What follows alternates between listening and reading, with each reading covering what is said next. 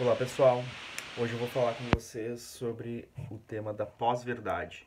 Algumas pessoas conversaram comigo, me deram alguns retornos sobre os vídeos que a gente está fazendo aqui e eu fiquei bem feliz. Muitos comentários, muitas pessoas curtindo, se inscrevendo no canal. É, Agradeço todo mundo que está se engajando, que está participando, que está deixando não só comentários, mas também por outras redes me mandando algumas mensagens.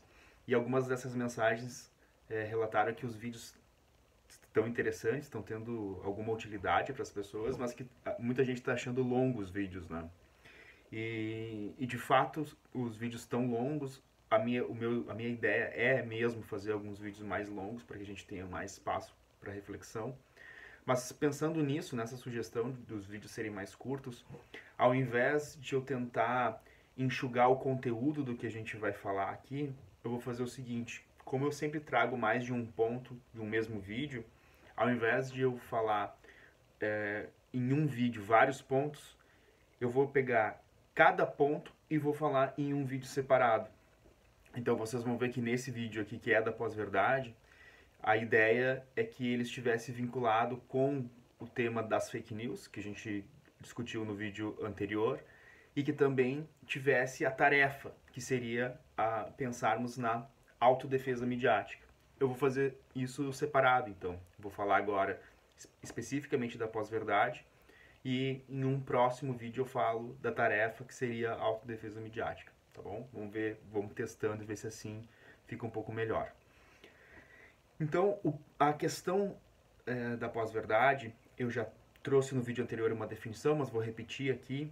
A pós-verdade ela é um termo que foi incluído no dicionário Oxford, que tem uma prática de todos os anos revisar quais são as palavras mais utilizadas naquele ano para incluir como novos verbetes no seu dicionário. E em 2016 foi incluído o verbete pós-verdade, que a definição era mais ou menos assim: é um termo, um adjetivo que se refere a determinadas circunstâncias em que as crenças pessoais ou as emoções têm um papel mais decisivo na formação da opinião das pessoas do que os fatos. E qual é o sentido fundamental dessa questão da pós-verdade? E a gente está percebendo isso desde 2018, na verdade desde 2016, para falar a verdade, aqui no Brasil, né? A própria construção do golpe contra a presidenta Dilma Rousseff foi baseada muito nessa dimensão da pós-verdade. Tanto é que hoje ela foi inocentada das chamadas pedaladas fiscais, né? E o que já era evidente desde aquela época. Mas, justamente por essa forma de relação que se criou, especialmente depois com a expansão das redes sociais, desempenhou um papel bem importante no desfecho do golpe. Mas nas eleições de 2018 aqui no Brasil, e agora, evidentemente, nas eleições de 2022 também está ocorrendo a seguinte circunstância que todos vocês experienciaram, como eu experiencio e vários de nós experienciamos, que é o seguinte: as pessoas elas não vão aos fatos com o objetivo de formar a sua opinião. As pessoas, tendo a sua opinião formada, vão aos fatos para reafirmá-la. Essa é, em grande medida, aquilo que se diz, ou a forma a melhor forma possível para se entender um contexto pós-verdade. No livro que nós escrevemos, que é Psicologia, Comunicação e Pós-Verdade, a gente fez uma análise crítica desse fenômeno em relação a essas circunstâncias que traz o fenômeno pós-verdade. E o que a gente denominou? A gente disse que a pós-verdade, na verdade, ela é uma era. Ela é um momento histórico que nós estamos vivendo. E aí, isso seria uma forma mais interessante de compreender as repercussões psicossociais da pós-verdade. Ela não é só um termo do dicionário, mas ela de alguma forma, ela, ela revela como nós estamos vivendo hoje, a nossa forma de viver, a nossa forma de nos relacionarmos com o saber, né? E aí é isso que eu vou abordar com vocês. Então, como é que a gente pode entender o que está acontecendo conosco, né? Por que tá tão difícil de se comunicar? Por que as pessoas acreditam em coisas muitas vezes esdrúxulas? E é tão difícil de fazer as pessoas acreditarem em questões tão óbvias, né? E aí o que a gente vai... Qual o caminho que a gente vai traçar nesse vídeo? A gente vai tentar entender que, na verdade, olha a redundância, né? Que na verdade, esse problema que é anunciado por isso que a gente está chamando de pós-verdade, tem a ver com uma mudança na forma de nós nos relacionarmos com o saber. O que quer dizer isso? Se a gente regressar na história, a gente vai perceber que a educação, que a formação, ela quase sempre esteve atrelada com uma forma elitista de se pensar o saber. Ou seja, o saber não era algo disseminado para todas as pessoas. Não eram todas as pessoas que tinham acesso ao saber. Era sempre uma casta muito limitada que tinha acesso ao saber. Em um determinado momento, era até por uma limitação circunstancial, econômica, né? Então, tu não tinha facilidade, não existia papel, por exemplo, para te produzir livros, não existia a imprensa para te imprimir livros. Então, era muito difícil o saber se perpetuar. Então, normalmente, quanto mais a gente retorna na história, o saber ele era transmitido, inclusive, de forma oral. Né? Então, as pessoas transmitiam o saber de uma forma oral, não era de uma forma escrita. Não existiam livros, né? Não existiam, ou não existia em grande quantidade, né? E esse saber, então, essa forma de transmitir o saber, ela foi se modificando à medida que foram se modificando as estruturas econômicas da sociedade. Então, quando a gente está na Idade Média, por exemplo, os livros, ou o que a gente chamaria de livros, eles eram escritos à mão.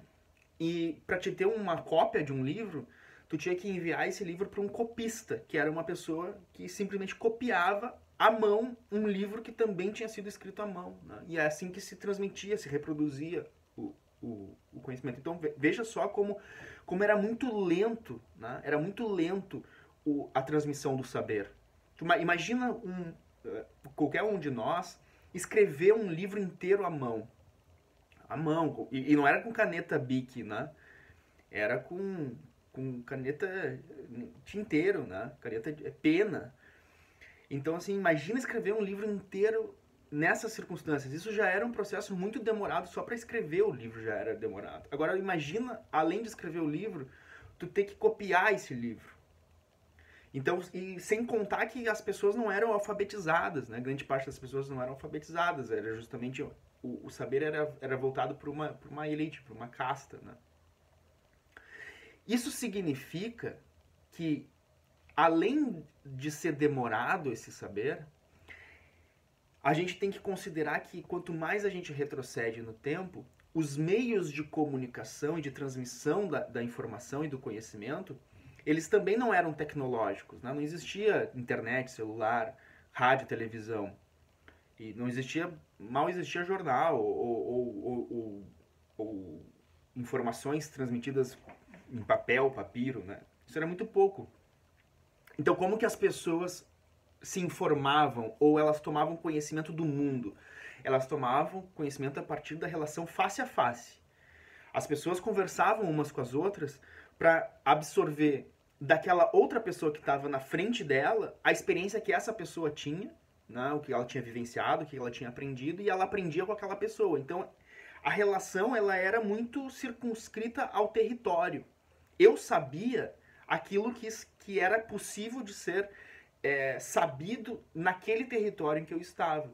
Então, se eu nunca viajei para a China, eu nem sei que a China existe. Eu só vou saber que a China existe no momento que talvez alguém das minhas relações imediatas, uma pessoa que mora a 100, 200 metros de mim, vai até a China e traz da China um relato sobre o que ela viveu na China. Então, a gente vê que o saber na antiguidade, na Idade Média, ele era um saber muito vinculado ao território, às relações imediatas, às relações face a face. Isso faz com que essas sociedades antigas, elas fossem sociedades mais coesas do ponto de vista do conhecimento. Tu chegava numa determinada aldeia, ou tu chegava num determinado feudo, tu ia encontrar ali 1.000, 2.000, 10.000 pessoas vivendo naquele espaço territorial, e provavelmente todas aquelas pessoas teriam mais ou menos as mesmas percepções acerca do mundo, da realidade, ou seja, essas pessoas teriam uma coesão de valores, elas gostariam das mesmas coisas, não gostariam das mesmas coisas, conheceriam determinadas, as mais ou menos as mesmas coisas, não conheceriam outras coisas, e aí a diferenciação entre elas ia se dar muito mais pelo extrato que elas estavam, né? A casta que elas estavam. Elas eram pessoas vinculadas à igreja, elas eram pessoas vinculadas ao exército, elas eram camponeses. Qual era o extrato, a casta que elas estavam vinculadas? Dependendo da casta, elas teriam distinções entre uma casta e outra, mas dentro da casta, aquelas pessoas ali seriam mais ou menos a mesma pessoa, seriam mais ou menos, tendo mais ou menos as mesmas experiências, as mesmas realidades, fariam as mesmas coisas. Muito bem, esse é um tipo de saber. Nesse tipo de saber, como acessar o saber e produzir o saber era algo muito restrito, normalmente isso estava vinculado aos líderes religiosos, aos sacerdotes. O saber sempre teve uma vinculação muito estreita com a religião, né? Então, as pessoas que transmitiam algum saber que estava um pouco além daquela vida cotidiana das pessoas, normalmente eram pessoas vinculadas ao sacerdócio, alguma religião, ou tinham algum tipo de, alguma representatividade religiosa para aquelas pessoas. E era aquela pessoa dali que trazia essas novas informações ou essas novas reflexões. E essa pessoa que fazia isso gozava de uma grande autoridade. Porque não só porque detinha o saber terreno, mas porque também detinha um saber extraterreno, né? Então o saber, quando vinha dessa pessoa, ele não vinha só com aquela característica de conhecimento, mas também vinha com uma característica de sabedoria, de autoridade. Então as pessoas, elas mais ou menos se curvavam ao saber que era transmitido em razão da autoridade de quem professava aquele saber. Bom, com o fim da Idade Média, o fim da Antiguidade, e a gente começa a chegar na Idade Moderna e agora na Idade Contemporânea, que é mais ou menos a nossa, as relações começam a se transformar rápida e radicalmente. Por quê? Porque a sociedade, a partir da Idade Média, ela começa a se apontar para o capitalismo, que é onde a gente está hoje. E uma dos motores essenciais do capitalismo foi a mecanização da sociedade, que foi o que permitiu a industrialização, a Revolução Industrial, a primeira, a segunda, a terceira, e agora a gente está na quarta Revolução Industrial, que é a forma de utilizar mecanismos tecnológicos e técnicos, instrumentos que pudessem fazer a atividade que um humano precisaria de X tempo para desenvolver, poder fazer isso em um milésimo uma fração desse tempo. E fazer a mesma atividade, ou muito melhor, em menos tempo.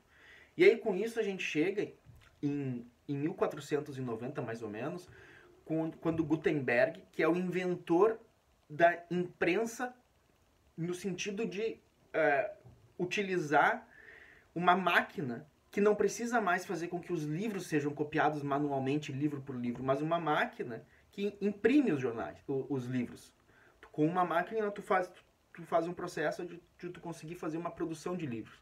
A partir daquele momento, a transformação do saber começa a mudar. Ou seja, tu consegue transmitir o conhecimento para um número muito maior de pessoas. E um número muito mais ampliado de pessoas. Essa pequena elemento da possibilidade de tu imprimir um livro é inclusive um dos fatores que está no protestantismo, no surgimento do protestantismo. Uma das causas do protestantismo, ou pelo menos uma das pautas do protestantismo em relação à Igreja Católica, era que a Bíblia não fosse só transmitida em latim, escrita em latim, e que precisasse, portanto, necessariamente da vocalização de um padre, mas que essa Bíblia ela pudesse ser impressa nos idiomas locais. Então, se aquela pessoa falava alemão ou falava um dialeto alemão, que a Bíblia pudesse ser impressa em alemão ou no dialeto alemão, em francês, italiano. Por que precisaria ter o monopólio de uma determinada língua? Isso era uma das pautas, né, que traz o protestantismo. Então a gente já vê que é uma necessidade de disseminar o saber. E que, em certo sentido, nada mais é do que seria de democratizar o acesso ao saber, o acesso ao conhecimento. Então, tem um aspecto muito positivo nisso, que é de tirar o saber daquela vinculação elitista que ele estava. Isso a gente está ainda no alvorecer da modernidade. Mas desde aquele momento em que Gutenberg inventa a imprensa, desenvolve a imprensa e possibilita que uma grande quantidade de materiais possam ser impressos ao mesmo tempo, a gente inaugura esse percurso que vai chegar hoje nos novos meios de comunicação, que é os celulares, os aplicativos, o WhatsApp, Facebook, etc, etc. É o mesmo, a gente está na mesma cadeia histórica. Só que o que vai acontecer aí que é interessante? Lá nesse momento, como eu disse, saber, religiosidade, autoridade eram coisas que estavam muito vinculadas. Aquele saber, por estar vinculado a um território, tudo aquilo que era comunicado, tudo aquilo que era discutido, tudo aquilo que era debatido, de alguma forma tinha alguma funcionalidade prática imediata para aquele contexto em que estava sendo produzido aquele saber. Isso significa que o saber, nesse momento, ele tinha uma materialidade para aquelas pessoas que estavam vivenciando aquele saber. Elas tinham um sentido. Muitas vezes era um sentido negativo. Muitas vezes a religião, o saber, ele é utilizado para dominar. No sentido de que, bom, tem uma casta de sacerdotes, uma casta de guerreiros e uma casta de trabalhadores camponeses. Como é que tu mantém essa hierarquia, essa pirâmide, sendo que tu tem menos sacerdotes, menos guerreiros e muito mais trabalhadores e camponeses? Muitas vezes tu mantém isso através do exercício ideológico que é utilizado através da religião, através do saber. Tu vai legitimando aquela situação. Tá? Então, mas aquilo desempenha uma funcionalidade imediata para aquele lugar. Com o rompimento disso e essa democratização do saber, as coisas começam a mudar. As pessoas passam a ter acesso a essas informações não mais mediadas por um sacerdote ou mediadas por alguém e em algum momento nem mais mediadas sequer por um professor, que também passa com a transformação da Idade Média para a Idade Moderna e a transformação do Estado num Estado não mais religioso, mas num Estado laico. O papel de formação desses religiosos, ainda que muito presente na nossa realidade, inclusive é muito presente, a gente tem muitas universidades, muitos colégios, né, que são colégios religiosos, então que ainda trazem consigo essa experiência de mais de 1000 anos da igreja, de ter um papel não só religioso, mas também um papel formativo. Mas com a laicidade, com o Estado laico, né, essa incumbência de formar as pessoas não é mais vinculada necessariamente à religião. Também outras agentes começam a tomar para si esse processo de transformação do conhecimento e da formação. Só que o que acontece? Como eu disse, lá na Antiguidade, na Idade Média, esse saber ele sempre estava correspondendo a uma necessidade prática daquelas comunidades específicas, locais que estavam ali. Né? A gente pode pensar hoje nessas nossas grandes cidades como um saber relacionado ao bairro, às necessidades do bairro. Mas, com a transformação das possibilidades de difundir a informação, difundir o conhecimento, não mais se esteve vinculado a uma figura de autoridade, seja o sacerdote, seja o religioso. Só que, ao mesmo tempo, a gente começou a ver a emergência de uma sociedade capitalista. E numa sociedade capitalista, o papel do ser humano na produção, ele é um papel instrumental. E todo mundo concorda com isso. Todo mundo que é trabalhador, todo mundo que já trabalhou, e eu sei que todo mundo que está assistindo esse vídeo aqui são trabalhadores, né? Todo mundo que já trabalhou sabe que quando tu te vincula a uma atividade produtiva, as tuas qualidades pessoais, se tu é uma pessoa simpática, se tu é uma pessoa gentil, se tu é uma pessoa cooperativa, assim, isso tudo é muito bom. Isso é muito bom, é um diferencial da pessoa. Mas, por mais simpático e gentil que tu seja, se tu não cumprir a atividade para a qual tu foi contratado, que é realizar o trabalho para o qual tu foi contratado, tu não vai conseguir te manter naquele trabalho. Porque a pessoa vai dizer, olha, tu é muito simpático, tu é uma pessoa muito querida, eu gosto muito de ti, acho que gostaria de ser teu amigo. Mas tu não tá me dando lucro, tu não tá me dando retorno, tu não tá pagando o teu salário. E aí tu vai ser substituído por uma outra pessoa, que pode ser que seja ranzinza, que seja, né, que não seja uma pessoa tão agradável, mas que produza. Claro, numa situação como a gente está hoje no Brasil, com uma quantidade muito grande de trabalhadores sem emprego, acaba sendo uma exigência que tu também agregue a gentileza e essas outras questões secundárias, porque se tu não te for uma pessoa que produza e seja gentil, agradável, vai ter outra pessoa que vai produzir e vai ser gentil, vai ser agradável, e tu vai perder o trabalho para ela. Agora, se a gente estivesse numa situação justa de pleno emprego, ou seja, não tivesse muitos trabalhadores para poder ocupar aquela vaga, entre um trabalhador gentil, agradável, que não produz, e um trabalhador gentil, agradável, que produz, o patrão ia escolher aquele que não é tão agradável, mas que produz. Por quê? Porque a finalidade no capitalismo dos seres humanos é entregar o seu tempo de vida para a produção. Ponto. Essa é a finalidade e mais nada. É uma finalidade instrumental. Por que eu estou dizendo isso? Porque essa finalidade do capitalismo é a finalidade que vai começar a nos constituir enquanto sujeitos. A gente vai nascer já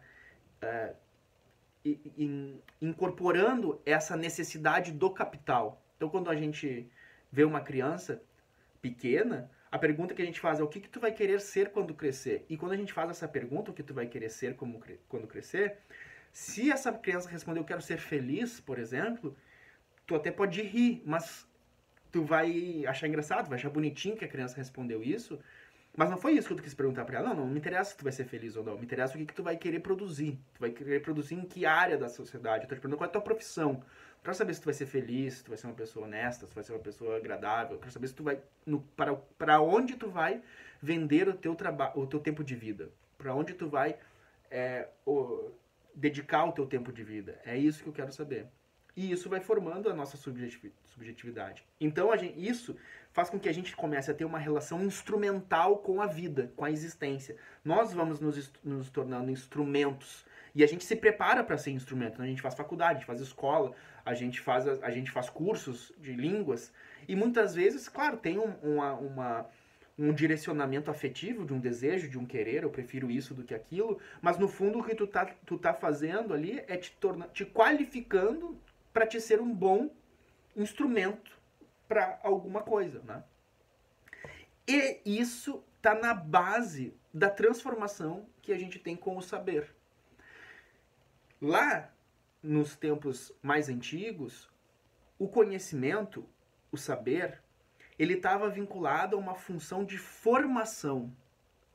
As pessoas transmitiam o saber umas para as outras, ou um grupo para o outro, no sentido de formar um ser humano. Formar um ser humano que fosse correspondente, que fosse compatível, que fosse adequado para aquele contexto específico em que se tinha, né, naquele contexto em que estava vivendo. Então, por exemplo, os gregos, eles tinham essa ideia da formação baseada na estrutura de como era organizada a sua sociedade, pensando que eles precisavam formar um cidadão, porque era o cidadão que ia conduzir a cidade politicamente, militarmente, né? Então eles pensavam na formação não de uma forma instrumental, não de tornar aquele sujeito instrumento da cidade, mas de formar aquele sujeito para se tornar um cidadão que fosse um condutor daquela cidade, da história daquela cidade, para dar significado, dar sentido para aquela cidade. Era um tipo de relação diferente com o saber. Hoje, a gente tem uma relação absolutamente instrumental com o saber. Ou seja, as pessoas, muitas vezes, fazem uma formação, fazem um curso, fazem um mestrado, doutorado, com a finalidade de apenas se qualificarem para serem um melhor instrumento para alguma coisa, independentemente de o que aquilo significa para aquela pessoa, de quanto aquilo transforma aquela pessoa enquanto ser humano, enquanto sujeito. Há uma dissociação entre profissional e ser humano. A pessoa, ela exerce a sua profissão numa faixa de horário do seu dia, e no restante ela, teoricamente, seria uma outra coisa, uma outra pessoa. Por que eu estou dizendo isso? Essa relação instrumental com o saber faz com que a verdade, essa noção de verdade, ela comece a perder o seu significado. Porque se a minha relação com o saber ela é uma relação instrumental, o que me importa é se o meu saber ele é capaz, ele é compatível de me inserir numa determinada função. Ou seja, se ele é capaz de fazer com que eu realize alguma coisa que seja útil do ponto de vista econômico-mercantil. Ponto. Aquilo é verdadeiro ou não é verdadeiro? Não entra no cômputo disso, né? Não entra... Se eu sei pilotar um avião cargueiro, por exemplo. É verdade isso? Tem verdade nisso? Não faz muito sentido, né? A pergunta é, eu sou competente para pilotar? Sou. Ponto. Não entra em nenhum momento dessa relação a verdade. Não entra a verdade. E quando a verdade ela começa a entrar, ela entra na sua noção de certeza. Que é o seguinte, a pessoa para poder desempenhar de uma forma adequada a função para a qual ela está se preparando, ela precisa ter certeza de alguns dados. Ela tem que ter certeza, se ela apertar no botão A vai acontecer B, se ela apertar no botão D vai acontecer E. Mas só isso. Aquilo não tem uma noção de verdade. Na antiguidade, nos tempos anteriores, a ideia de verdade ela estava muito mais vinculada a uma ideia de sentido, de significado. A verdade ela tinha um sentido, ela tinha um significado mais valioso para aquelas pessoas que estavam incumbidas de buscar aquela verdade, né? E não uma questão de funcionalidade. Então, muitas pessoas que pareciam parte daquele pequeno extrato social que podiam se dedicar ao saber, essas pessoas buscavam saber não por alguma razão, por alguma finalidade específica, mas por incorporar aquele novo sentido, aquele novo significado, aquela nova forma de ver o mundo, né? Então essa era uma visão de verdade. Com a modernidade isso acaba se diluindo, justamente por causa disso. A gente não precisa mais da verdade, até porque o mundo ele se complexifica de uma forma enorme. Antes, a minha vida, que ela era circunscrita à minha aldeia, ao meu feudo, aquela meia dúzia de pessoas com as quais eu convivia no terreno, no território, ela acaba, com os meios de comunicação, se tornando global. Então, eu posso saber como eu vivo em Porto Alegre, no Rio Grande do Sul, no Brasil. Mas eu sei que alguém na Rússia, em alguma província russa, talvez viva, pense e haja de uma forma completamente diferente da minha. E tenha hábitos diferentes dos meus. E creia em religiões diferentes das minhas. E tenha ambições de vida diferentes das minhas. E que no momento que a gente for pesar uma realidade com a outra, eu não sei dizer qual que é melhor e qual que é pior. Eu vou dizer que a minha é melhor, mas eu já vou ter consciência de que eu estou dizendo que a minha é melhor porque eu nasci ali, porque talvez se eu tivesse nascido no outro lugar, talvez o do outro seria melhor. E essa confusão que vai acontecendo é justamente essa desterritorialização, essa desespacialização que os meios de comunicação, que essa transmissão de informação global vai permitindo. As pessoas, elas não estão mais vivendo apenas na sua realidade concreta e imediata. Elas estão também vivendo numa realidade comunicacional que é global, que é ampla, que é distinta. E aí, então, mais um problema para a manutenção dessa perspectiva da verdade. Porque o que eu posso ainda considerar como verdade são aspectos de certeza. Por exemplo, eu sei que se eu largar uma pedra no ar, ela vai cair no Brasil, ela vai cair no chão, e na China ela também vai cair no chão. Então eu tenho certeza sobre isso. Mas eu vejo, disso eu não trago nenhum sentido. Aquilo não tem nenhum valor além daquilo. É simplesmente uma certeza. Ponto. Mas o que eu faço com essa certeza? Eu não tenho muito o que eu faço com essa certeza. Se é melhor ou pior largar uma pedra ou não. Não tenho esse valor que me... Não tem um significado de transformação subjetiva para mim. Essas noções de certeza. Então, mas é isso que a gente chama. Verdade é isso. Verdade é aquilo que eu tenho certeza. Bom, só que o problema é o seguinte. Com a emergência dos novos meios de comunicação, essa complexificação das relações sociais e uma transmissão, um deslocamento de informações em uma escala cada vez maior, eu tenho informações de todos os lugares do mundo. Hoje, com o celular, tu pode te informar sobre o que está acontecendo, por exemplo, na guerra da Ucrânia. Tu tem um celular, tu vai poder ir com teu celular até uns sites estadunidenses e tu vai ter lá a visão deles sobre a guerra da Ucrânia. E a partir dessa visão deles sobre a guerra da Ucrânia, eles vão trazer um monte de elementos, um monte de fatos, um monte de certezas para comprovar que a perspectiva deles sobre o conflito, ela é a perspectiva correta, ela é a perspectiva adequada. Só que se tu for num site russo, por exemplo, eles vão ter tanto ou mais elementos que vão justamente dar sobre esse mesmo fato, guerra na Ucrânia, uma versão que pode ser radicalmente distinta da versão estadunidense. E eles vão chegar lá e vão dizer o seguinte: não, o que está acontecendo é isso, isso, isso, e vão trazer uma série de elementos que, do ponto de vista deles, dão certeza de que a perspectiva deles sobre o conflito é a correta e não a contrária. E aí nós, seres humanos comuns, a gente vai ficar no meio dessas versões que as pessoas vão chamar que são narrativas, e a gente vai ficar um pouco perdido de saber em qual delas eu preciso acreditar, eu posso acreditar. Porque, embora todas elas tragam elementos que mostram que o outro lado está errado, ambas também trazem elementos que dizem que o seu lado está certo. E aí, lá pelas tantas, fica muito difícil para uma pessoa comum tomar partido sobre aquilo, porque tu não tem os elementos, né? Por exemplo, nós, ocidentais, são raras as pessoas que falam russo, por exemplo.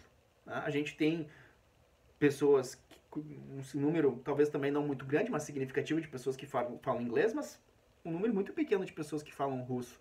E aí como é que tu vai tomar partido sobre duas narrativas se tu já não está em pé de igualdade, tu já não tem acesso de uma forma igual às informações? Tu vai ter a informação em inglês, por exemplo, para ti vai ser muito mais acessível do que a informação em russo. E aí como é que tu vai saber que aquilo que pra ti tá parecendo fazer sentido, que é a versão estadunidense sobre o conflito, como é que tu vai saber se aquela versão ela de fato é a melhor sobre aquilo, ou se ela simplesmente está se valendo da limitação que nós temos de absorver as informações do outro lado? Isso já é um problema de como tomar partido sobre isso, como decidir racionalmente sobre qual é a versão racional mais importante, melhor, mais adequada. Mas a gente vai poder ir mais além. A gente, num dos vídeos anteriores que a gente falou papel central da mídia para a política, a gente discutiu que a mídia ela tem um papel preponderante para a política porque a mídia ela nos constrói fatos. Ela não só apresenta fatos, ela constrói fatos. Ela seleciona determinados fatos e ela dá um significado para esses determinados fatos. E que esses fatos, quando aparecem como fatos, ele já é uma construção midiática. E a gente pode ver isso em várias situações. E como, por exemplo, no Brasil, a gente vê um desses fatos que é bem significativo, que foi a prisão do Lula. Né? Então a gente vê pessoas antipetistas com uma série de fatos apresentando a versão de que o Lula deveria ser condenado. Tá? E são fatos construídos pela mídia, mas fatos, inclusive, com fundamentação jurídica, do processo penal em si. Né? Então, o Lula foi condenado em primeira instância, em segunda instância, em terceira instância. E, inclusive, poderíamos dizer que ele foi condenado, pelo menos monocraticamente, em quarta instância, porque o relator da Lava Jato se opôs a ideia de que o juiz da causa era suspeito, né? Então, assim, bom, a gente tem fatos, tem elementos concretos que demonstram uma viabilidade dessa narrativa de que Lula era culpado. Por quê? Porque ele foi condenado. Então, se uma pessoa não é culpada, por que ela vai ser condenada? Né? Então, a gente tem esse é um bom argumento. Tá? É um argumento interessante. Se a pessoa não é culpada, por que ela seria condenada? Se ela foi condenada, é porque ela é culpada. Bom, mas do outro lado, a gente tem uma série de fatos que questionam esses fatos apresentados. Como, por exemplo, toda a construção de uma condenação baseada em provas que são falhas no sentido de apontar objetivamente o que Lula teria feito e de que forma Lula teria se beneficiado no sentido de uma prova jurídica. Onde é que está a prova jurídica?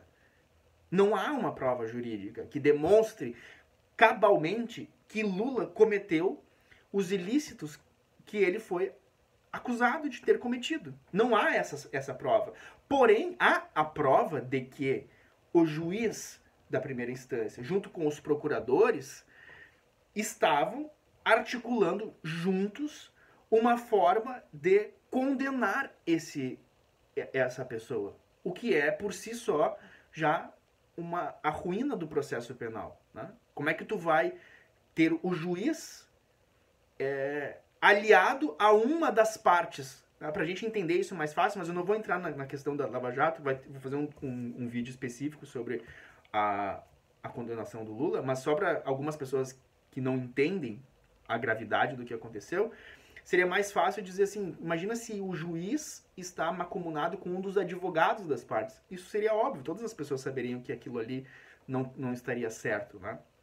Mas enfim, tem essas duas visões sobre um determinado fato. E que cada uma dessas visões identifica elementos e fatos que comprovaria a sua visão. E aí como que a gente se porta diante disso? Como é que a gente toma uma decisão em frente a isso? E aí entra a questão da pós-verdade. Que a pós-verdade diante desse excesso informacional e dessas várias realidades viáveis sobre um determinado fenômeno, muitas pessoas que não têm, inclusive, condições de acompanhar minuciosamente cada uma dessas versões, acabam por ter que se posicionar em relação ao mundo, não mais se posicionando com base nos fatos, mas com base naquilo que a pessoa já tem como um afeto pré-constituído. O que quer dizer isso? Imaginem o seguinte exemplo. Qualquer um de nós aqui, se quiser entender o que aconteceu no processo contra o Lula, vai precisar, primeiro, ler a denúncia contra o Lula, que foi feita, né, pelo menos em um processo. Ele teve mais de 20 processos ações penais contra ele, mais de 20. Então, para te poder entender tudo isso, tu precisaria começar lendo a acusação que foi feita sobre ele, depois a defesa que foi feita em relação a essa acusação, e aí depois tu vai ter que ler pelo menos a sentença que ele recebeu, e depois ainda o acórdão do tribunal de segunda instância que confirma essa sentença, e ainda mais alguns acórdãos da terceira instância, e depois um acórdão do STF, para te poder formar a opinião sobre um processo do Lula. Para te poder dizer que o Lula ele é inocente ou ele é culpado, tu precisaria, de uma forma assim adequada, tu precisaria fazer toda essa leitura. Só que para te fazer toda essa leitura, tu teria que ter formação jurídica, pelo menos. E aí, para te ter uma formação jurídica, olha quantos outros materiais tu teria que ler que estão muito além da discussão processual penal e de direito penal. Tem outras tantas matérias que tu precisaria ler para te poder acessar essas informações. Ou seja, é como se dissesse para as pessoas que se tu quiser ter uma opinião, se tu quiser poder dar a tua opinião sobre a inocência ou culpa do Lula, tu vai ter que passar 10 anos da tua vida estudando. Só que isso para dar opinião sobre um processo. Ou sobre um personagem, o Lula. Mas aí, bom, não, mas não vamos falar do Lula, vamos falar da guerra na Ucrânia. Bom, mas então tu vai ter que primeiro conhecer a história da Ucrânia, conhecer a história da Rússia, conhecer a história dos Estados Unidos, a história da OTAN. E aí depois que tu estudar a história, tu vai ter que estudar geopolítica, depois tu vai ter que estudar, e aí tu vai ter que ter alguma informação sobre como é que é a relação desses países lá, presencial. Ou seja, se a gente quisesse ter acesso a uma forma de falar, dar uma opinião, emitir uma opinião baseada exclusivamente na racionalidade, a gente precisaria desse processo, de todo esse processo. O que é impossível para um ser humano. É impossível. Nenhum ser humano é capaz de fazer isso. Isso por quê? Porque a gente vive num mundo complexo. Na Idade Média, os eventos que aconteciam numa comunidade eram muito pequenos. Tá? O evento era... Os dias eram iguais. Todos os dias eram mais ou menos iguais. Não existia uma mudança de um dia para o outro. Não existiam acontecimentos, não existiam fatos políticos. Né? Não existiam coisas que mudavam o dia todo e que as pessoas precisavam se posicionar. Não, a vida delas era mais ou menos parecida o ano todo. A não ser quando acontecia alguma catástrofe natural ou quando acontecia uma guerra. Mas mesmo dentro dessas catástrofes e da guerra, a pessoa já sabia como se posicionar. Se ela estava na guerra, ela tinha que defender. Se ela estava numa catástrofe natural, teria que fazer alguma questão. Não tinha essa complexidade. No nosso mundo, hoje, cada segundo está acontecendo alguma coisa muito complexa em alguma comunidade de algum lugar que eu nunca fui, que eu não conheço, mas que eu preciso me posicionar, que eu preciso tomar partido, que eu preciso tomar uma opinião. E aí isso favorece que as pessoas abandonem a sua racionalidade em proveito das suas convicções prévias. Até por uma necessidade de sobrevivência, uma necessidade de poder lidar com tudo isso, porque é humanamente impossível todos os seres humanos lidarem de uma forma absolutamente racional com todos os fatos que se apresentam para as pessoas. E aí a pós-verdade, ela justamente é isso. É esse contexto, é esse momento que emerge dessa complexificação comunicacional em que as pessoas passam então a tomar opiniões e tomar decisões não mais baseadas na racionalidade, porque é humanamente impossível que ela tenha uma opinião racional sobre todas as coisas que aconteçam, mas ela passa a ter opiniões a partir das suas convicções, a partir dos seus pressupostos que ela já carrega consigo. Bom, só que qual é o grande problema disso? O grande problema disso é que com as fake news, que é o vídeo anterior que a gente fez, se descobriu que já que é assim, já que existe essa overdose informacional e que, portanto, isso impede que as pessoas sejam racionais sobre tudo o tempo todo, mas que, ao mesmo tempo, as pessoas são instigadas a terem opinião sobre tudo o tempo todo, então o que a gente vai fazer? A gente vai identificar quais são, então, esses afetos que já estão presentes nas pessoas e vamos estimulá-los para mobilizá-los de forma a ser interessante aos nossos interesses e à nossa racionalidade. Nossa racionalidade, no caso, das pessoas que produzem as fake news. Então eu não preciso que o povo pense. Não preciso que as pessoas reflitam. Eu só preciso do afeto que ela tem, que ela já está lá. Então, se a mídia, a grande mídia brasileira, fez durante mais de 20 anos o favor para mim, né, eu que sou produtor das fake news, fez o favor para mim de inocular, de produzir, de modelar o afeto dessa população que já estava presente, que é o afeto da anticorrupção, da antipolítica e do ódio ao ex-escravizado, se a grande mídia já fez esse trabalho para mim e com isso construiu um inimigo para a população brasileira, que é o PT, ou seja, se a grande mídia já construiu o antipetismo, o ódio ao Partido dos Trabalhadores, o ódio ao Lula, o ódio a Dilma, o que eu vou fazer? Eu simplesmente vou, querendo ganhar as eleições, no caso, o mandatário atual, que está disputando a eleição com Lula, se eu quero ganhar as eleições, o que eu preciso fazer? Eu só preciso mandar informações, mensagens distorcidas, descontextualizadas, que reforcem aquilo que essas pessoas que nunca leram a sentença contra o Lula, que nunca estudaram direito penal, processo penal, que não entendem como funciona isso, que não sabem, talvez, nem por que o Lula foi condenado, que não sabem mais ou menos o que tem a ver o apartamento com ele, o sítio com ele. As pessoas que não entendem essas relações, mas que odeiam o Lula porque sentem que ele é corrupto, se eu mandar determinadas mensagens que simplesmente reforcem essa sensação que elas já têm contra o Lula, eu consigo manter mobilizados essas pessoas em relação a esse afeto. Porque eu sei que essas pessoas, elas não vão ser racionais nessa decisão, porque é humanamente impossível a pessoa ser racional o tempo todo, e eu sei que essa pessoa vai ter uma opinião sobre as coisas, e essa opinião sobre as coisas que ela tem é uma opinião baseada nos afetos dela, e esses afetos são produzidos pela mídia, então eu vou trabalhar com essa pessoa, trabalhar para que essa pessoa continue mobilizada nessa direção. Então, a pós-verdade, ela é esse momento da nossa história em que as transformações sociais, econômicas e sociais, pelas quais passou o mundo, fez com que a racionalidade, que é algo que está intrínseco ao exercício de buscar a verdade, esteja embotada, esteja anestesiada em razão da overdose informacional que se produziu. E se construiu um mundo, se construiu uma realidade, que é uma realidade midiática, mediatizada, que reforça esse modo de existir irracional, insensato. E aí um exemplo, por exemplo, se a gente for ver o trabalho jornalístico que se faz hoje no Brasil, por exemplo, ele é um trabalho jornalístico muito precário.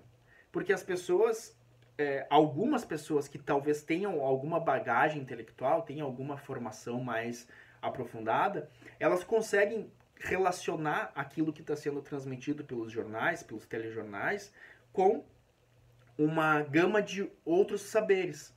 Mas as pessoas, por exemplo, que não tenham uma bagagem cultural, que não tiveram alguma formação específica, aquelas manchetes que aparecem no WhatsApp, ou que aparecem no Facebook, ou que aparecem nos jornais, ou que aparecem nos telejornais, elas simplesmente dizem ou se comunicam não com a racionalidade das pessoas, mas se comunicam com os afetos das pessoas, se comunicam com a crença das pessoas, que as pessoas já têm. Então, o jornalismo, os meios de comunicação hoje, eles não desafiam aquilo que as pessoas já pensam. Eles não questionam aquilo que as pessoas já pensam. Eles não perguntam, olha só, normalmente as pessoas pensam isso. Tu acha que é bom pensar isso? Não, eles partem do pressuposto que aquilo que as pessoas pensam é bom que continuem pensando. E aí a gente vai vendo que essa pós-verdade, ela não é nada mais do que o produto, a consequência de uma certa forma de os meios de comunicação como um todo pensarem o seu papel em relação à sociedade. Os meios de comunicação, eles, sendo empresas e, portanto, tendo uma finalidade econômica e uma finalidade, portanto, instrumental, eles não se veem no papel de formar cidadãos, como a gente falou, né? Ou preparar pessoas para poderem agir no seu cotidiano, no seu local de trabalho, na sua vida, né, como sujeitos. Não. Os meios de comunicação, eles têm como compromisso simplesmente transmitir informações em grande número e que gerem interesse das pessoas. Só que gerar interesse a partir dos interesses que as pessoas já têm. E isso é o que vai legitimando, então, essa desconsideração pela verdade. Vai gerando esse momento histórico em que a verdade ela se torna irrelevante. Eu não me importo se Lula é inocente ou se Lula não é inocente, porque eu não tenho condições objetivas de chegar a essa conclusão racional. O que eu posso fazer e o que eu devo fazer é, eu tenho ódio a ele. E não me interessa por que eu tenho ódio a ele. Eu tenho ódio a ele e o que me importa é que eu receba materiais, que eu receba conteúdo que legitimem esse meu ódio a ele. Ponto. Simplesmente isso. E a gente poderia dizer que essa circunstância que as pessoas acabam chegando em razão da pós-verdade, essa circunstância faz com que a gente chegue num problema político muito sério e muito grave, que é a própria política desconsiderando o papel da formação das pessoas. Ou seja, a gente esquece, porque mesmo eu estou falando dos meios de comunicação, mas a gente pode pensar inclusive até nas universidades, né? Muitas vezes a pessoa chega na universidade e ela vai ter também uma overdose de informações, mas que mesmo essas informações universitárias, essas informações qualificadas, elas não são destinadas a formar aquela pessoa. Ela está quase que informando aquela pessoa. E aí entra o papel fundamental da formação. Ou seja, não basta a gente ser capaz de receber informações, que é o que a gente hoje cada vez mais está capacitado. A gente recebe informações no celular, a gente recebe informações na televisão, a gente recebe informações no rádio, nos jornais, no WhatsApp, no Facebook. A informação a gente está recebendo o tempo todo. E não só nós, todo mundo. O mundo inteiro está recebendo informações o tempo todo, o tempo todo, o tempo todo. Agora, como que essa informação ela é recebida por essas pessoas? Qual é o modo de recebimento dessas informações? Como é que cada pessoa trata essas informações? Isso é algo que está desconsiderado por todos nós. E isso é algo que não pode estar desconsiderado, especialmente para os movimentos de esquerda. A esquerda, por isso que a gente falou no vídeo anterior, quando a gente estava introduzindo a questão das fake news, para a esquerda não basta investir em técnicas de heterodefesa midiática, ou seja, impedir que informações inadequadas cheguem até as pessoas. Porque justamente vai depender, inclusive, de uma avaliação do que é adequado, do que é inadequado. E não é suficiente. O importante é que a gente consiga investir, em paralelo às ações imediatas, a gente consiga investir em ações que sejam capazes de formar pessoas para que elas sejam capazes de lidar nos seus contextos. E o que é os seus contextos hoje, pensando na realidade que a gente tem hoje no século XXI? É um contexto global. A pessoa hoje, diferentemente de alguém da Idade Média, ela não tem que ser formada para lidar com a sua comunidade de 1.000, 2.000, 10.000 concidadãos. A gente tem que preparar as pessoas para lidar, para que elas sejam capazes de lidar com o mundo global, em que essa globalização ela se dá na vida imediata e cotidiana das pessoas, especialmente em razão da mídia e dos produtos midiáticos. Então, por isso, a gente precisa investir, a esquerda precisa investir, os sindicatos, a universidade, as escolas, os coletivos, os movimentos sociais, enfim, as pessoas do condomínio, do time de futebol, precisam investir e tomar para si o compromisso de formar as pessoas de uma forma crítica para receber as informações midiáticas, para poder informar, para poder mais do que se informar, para que ela possa lidar com a formação de uma forma crítica. E aí entra o desafio da autodefesa midiática, que vai ser o conteúdo para um próximo vídeo. Então, espero que vocês tenham conseguido acompanhar um pouco essa discussão. Essa era uma parte um pouco mais filosófica mesmo, só para a gente... Eu nem digo filosófica, né? Mas era uma parte mais conceitual para a gente tentar ver como que a forma como a gente se relaciona hoje com o saber, ela não necessariamente foi idêntica ao longo de todo o tempo. Que a gente está numa nova forma de se relacionar com o saber. E que se a gente está nessa nova forma de se relacionar com o saber, a gente precisa desenvolver métodos, mecanismos mais críticos de reconhecer esse conjunto de questões que atravessam todos os seres humanos, né? Que atravessam não só a política, mas especialmente a política, mas também atravessam a vida cotidiana das pessoas, né?